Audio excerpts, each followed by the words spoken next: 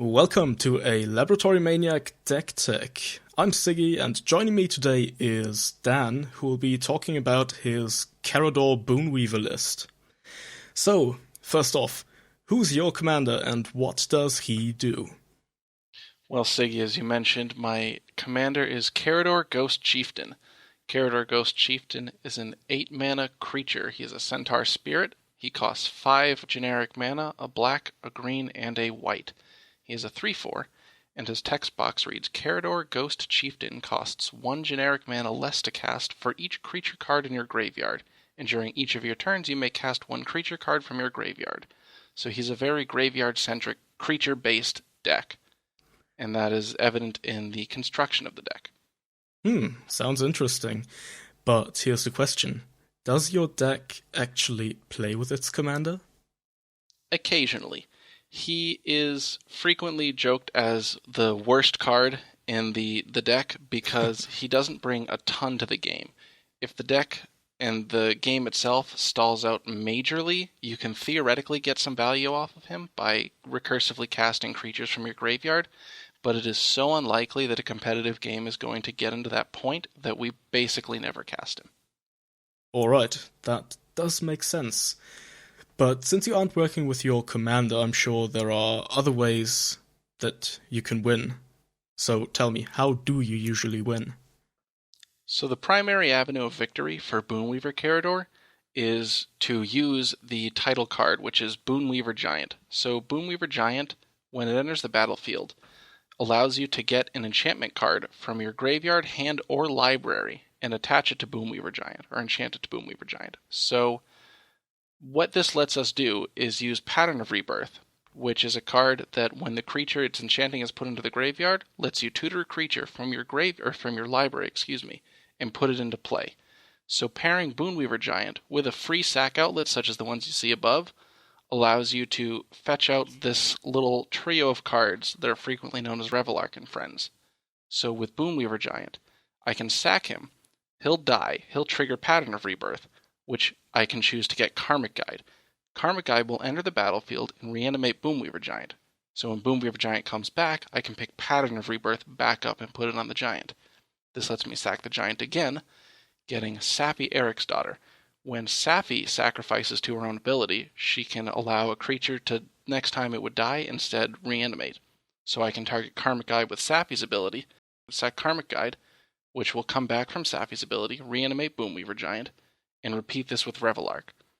Now, combining these three will net me 1 reanimation every cycle of the 3 cards, which allows me to get infinite reanimation, infinite triggers with Pattern of Rebirth, basically dump my deck and kill you any number of ways, the most common of which is Blood Artist. So every time one of these infinite death cycles occurs, someone loses a life and I gain a life. And so I usually repeat this until the table is dead. Sounds good, but if things really aren't going your way and you're having a tough time in a game, are there any other outs for you? Well, Boonweaver Giant is a 4/4 and I have Elishnorn in the deck, so I can kind of beat your face in. Yeah, I guess that does make sense, but The other benefit of this creature-based deck is that the majority of my interaction has legs of its own, so that gives me another avenue to victory. yeah, sounds reasonable. So, you've talked at length about how you win once you're there, but how do you navigate to those win conditions? So in Green and Black, we have a variety of very powerful effects that interact with creatures. So things like Isan the Wanderer Bard, Birthing Pod, Eldritch Evolution, and Green Sun Zenith all are extremely powerful creature-based tutors that let us get out some of these things like Academy Rector, which allows us to fetch Pattern of Rebirth, or lets us get Viscera Seer, Carrion Feeder, or similar sack outlets. So chaining these cards together lets us fetch out our creatures. We also have a lot of value that we can gain from our graveyard nature of the deck, using things like Reanimate and Animate Dead. So even if someone manages to target Viscera Seer with a Swords to Plowshares, we can sack it to itself and bring it back later. And because we're in Black, obviously, we're running some of the strongest tutors in Magic, like Demonic Tutor, But we also have some conditional transmute cards like Shred Memory, which let us fetch things like Altar of Dementia, as well as a lot of our hate pieces and a lot of our removal. Yeah, that is reasonable.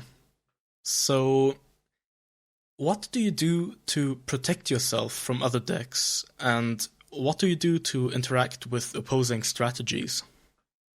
So there's a couple of different ways this works.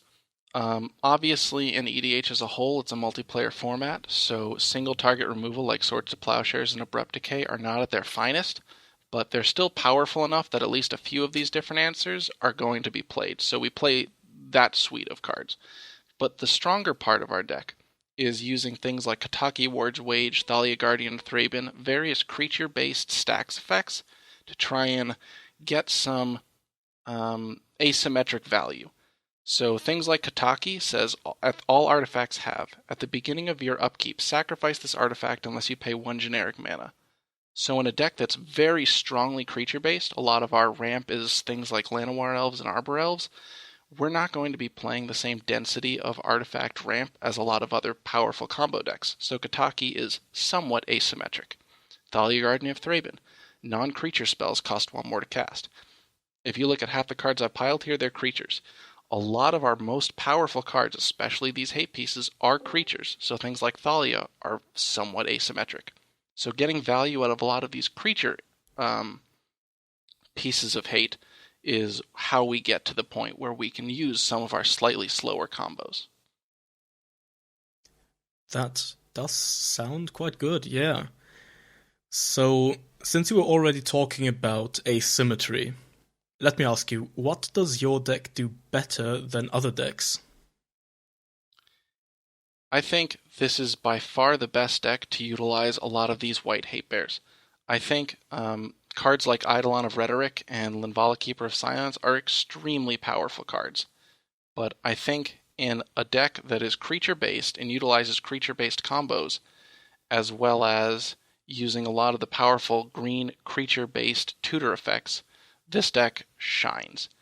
It also, because of this nature of cards, has the ability to pivot very effectively between defensive things like Eidolon of Rhetoric and offensive things like using our combo. So it's very easy for us to put a Thalia Guardian of Thraben into play or an Eidolon of Rhetoric into play and sack it to one of our sack outlets when we need to actually start casting a lot of spells on the turn to combo off. So we have the ability to control how these stacks pieces interact with us because they are creatures. Yeah, that does sound good. However, we've talked at great length about what's good about this deck, how it wins, and so on. There's one other important part though. What are the weaknesses? How do you lose? So I think there's two big weaknesses to Boonweaver Karador. So as I went on at length, this is a very creature-based deck. The downside of that is that it's a very creature-based deck. So a lot of our interaction is in creatures. And the problem with something like Thalia Guardian of Thraben is that I'm not going to be able to respond to your Doomsday by flashing it in. It's going to be on the table. So you're going to be able to recognize what pieces of interaction I have, for the most part, and play around them. I only have a very few pieces of removal, and even among these, like I have 6 different cards up at the top, 3 of them are also going to be on the table. I'm not going to be able to interact with you a whole lot as you're doing your thing. And I'm also not going to be able to protect myself very much as I'm doing my thing outside of creatures that you are well aware of ahead of time.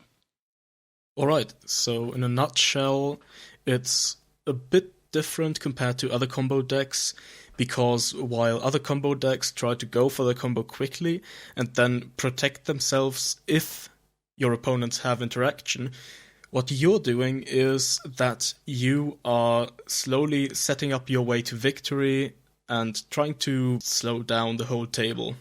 So, we've basically talked about everything, but as a last sort of thing, please show us 3 opening hands. One that could be considered a god hand, one definite mulligan, and one that would make you think about whether to keep it or not. So let's start with the best hand, because everyone always wants to see these. So right up here at the top, Mana Crypt, Altar of Dementia, Reanimate, Command Tower, Overgrown Tomb, Entomb, and Lotus Petal. So this is a fantastic hand. This has turn 1 potential, so we can cast or play Command Tower, we can cast Entomb, Lotus Petal for Reanimate, so our Entomb's going to hit Boonweaver Giant, and then we're going to play Mana Crypt and Altar of Dementia, which gives us free sack outlet, Boonweaver Giant with Pattern of Rebirth combo. Basically, you have Force of Will or I win. Yeah, that definitely fits the definition of God hand. So, how about a bad hand, though? Like one that you really wouldn't want to see. You talked about it a bit earlier, but show us an example. Yeah, so this is one of the worst hands you could possibly on a 7 draw. So you have Sunpetal Grove, Findhorn Elf, Shred Memory, Sun Titan, Elesh Norn, Grand Cenobite, Boomweaver Giant, and Revelark. So a tapped land, a mana dork that the tap land can cast, a tutor that we don't have remotely enough colors for, and 4 cards that cost 5 mana or more. While this looks absolutely awful and ridiculous, variations of this hand are surprisingly common. Oftentimes, I will be playing a competitive game with a 6 card hand, and normally that's fine, but if you see like something like this on a 6, you're in a bad spot. Oh yeah, that does not sound nice at all. Alright, now, for the last hand, something that's a bit questionable. So I've chosen Animate Dead, Dark Confidant, Urborg Tomb of Yawgmoth, Temple Garden, Swords to Plowshares, Yisan the Wanderer Bard, and Eladamri's Call. So this hand I would have to think about. I have some interaction in Swords to Plowshares. I can cast it with Temple Garden. It takes a bit of damage. I have the ability to cast a Dark Confidant on turn 2, which gets me a lot of value, hurts, but potentially draws me into some things, but it takes some time. The Animate Dead, probably not amazing in this hand. Yisan the Wanderer Bard, very powerful card. I don't necessarily know how quickly I can get to him, because as it is I only have 2 lands and the Dark Confidant to attempt to draw me more. Yisan's a bit slow like the Dark Confidant. This hand doesn't have any stacks pieces to slow you down. Eladamri's Call has the potential to fetch us anything we need, but it's uncastable, because Urborg Tomb of Yawgmoth only makes black mana. So we can produce black-green or black-white, but we can't make green-white. So a hand like this is pretty tough to decide to keep. On the whole, it's probably good enough, because we can cast Dark Confidant, and by turn 3 we can be holding Swords to Plowshares up, drawing a few extra cards a turn. Maybe we'll be able to get some interaction with Eladamri's Call, but it's hard to tell. So this is something that I would consider a difficult keep. Yeah, definitely. I mean, having all those cards is nice and all, but you really do need to be able to cast them. That does it for our deck tech. We'll be seeing you next time. Thank you very much.